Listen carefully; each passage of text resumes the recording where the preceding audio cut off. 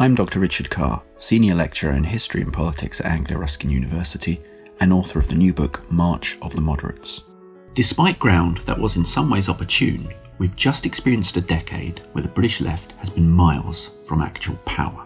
Though James Bloodworth has ably illustrated the realities of low-paid Britain and Lisa Nandy the plight of left-behind towns, the reality has been that too few trust Labour to do anything effective about these problems.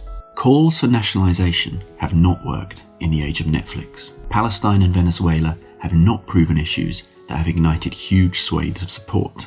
And when it comes to putting their cross on the ballot paper, voters don't seem to care about performative issues like which school Tory leaders went to. Latterly then, Labour has been wedded to its old ideological comfort blankets. Everything is unfair, the media is rigged, America is the devil. Self-evidently, you don't win elections from here. As the New Statesman Stephen Bush has observed, the left often has to play politics on difficult mode. The key, however, is to not make things even harder for yourself. In my book analysing what I dub the March of the Moderates, I show how Labour has been here before and how it got out of this rabbit hole. In the 1980s, on both sides of the Atlantic, and indeed the European continent, centre-left politicians and thinkers alike sought to rescue progressive parties from the claws of ideological zealots determined to drive them into the abyss. Thanks to the work of Diane Hayter, John Goulding and others, some of the British stories here we know well. Neil Kinnock heroically took on militants and launched a policy review that reoriented Labour away from some of its more eccentric proposals. Tony Blair and Gordon Brown ably supported him in doing so. Meanwhile, Labour in local government was creative and brave on issues like gay rights. But as I show, a big part of the March of the Moderates was also the international dialogue between transatlantic figures fighting the self-same battles. After all, the Democrats were being thrashed by Ronald Reagan and Labour by Margaret Thatcher. So there was much to discuss for those hoping to get progressives back into power in the US and UK. With the right's offer of tax cuts, privatisation and its muscular defence policy proving much more electable than the left's combination of big government and diplomatic pacifism, there needed to be a new project, what became known, through the work of Tony Giddens, as the Third Way.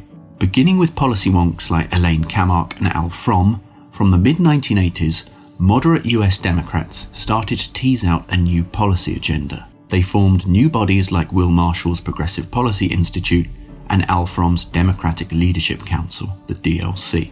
The latter would have the specific aim of making sure the party gained an electable candidate, eventually achieved through an Arkansas governor who had balanced the budget, taken on public sector interest, and brought back the death penalty to his state, the 1992 Democratic nominee, William Jefferson Clinton.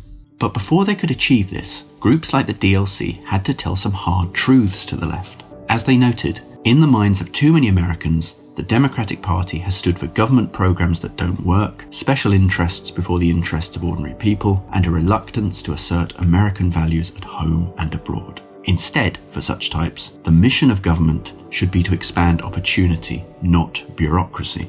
Rather than decrying capitalism altogether then, such figures argued for a new social compact to make our free enterprise system more democratic and productive.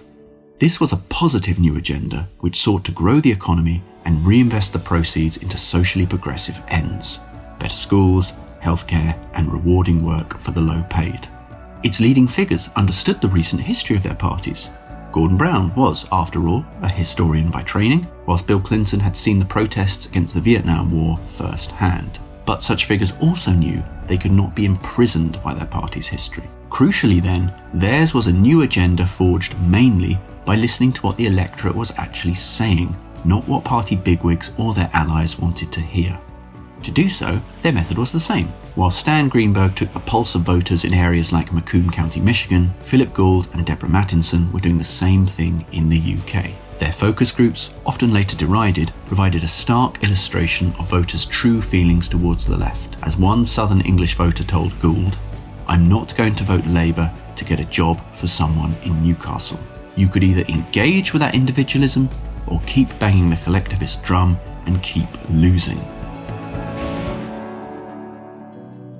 As well as a similar modus operandi, this agenda was forged by an Atlanticist set of personalities who knew each other's countries well. Bill Clinton had spent the late 1960s at Oxford and found the food at its covered market the closest thing to good old Southern cooking, whilst Ed Ball studied at Harvard and enjoyed a burger or two at Charlie's Kitchen in Boston. Yvette Cooper put in the hard yards working for Bill Clinton in 1992, all the while surviving on a less than inspiring diet of baked potatoes, sweet corn and bananas from a local farm. Meanwhile, from the Senate, Joe Biden loved Neil Kinnock's oratory so much that he famously borrowed text from his speeches almost verbatim. From Labour's Treasury team, Gordon Brown loved to holiday in Cape Cod, Massachusetts, bought his best shirts at Brooks Brothers in New York, and devoured DLC pamphlets whenever the opportunity arose. As well as a common agenda and a common history, however, the Third Way was lastly blessed by some uniquely talented figures. Bill Clinton was a once-in-a-generation communicator whose charm and brain were immeasurable. Tony Blair was an agile figure with a sharp legal mind, which made sure he could drive home the modernisation agenda that Neil Kinnock and John Smith had started, and who was a genuine radical who, at times, barely seemed to like aspects of the Labour Party and the trade union movement at all. To many British voters, this was an asset and not a criticism.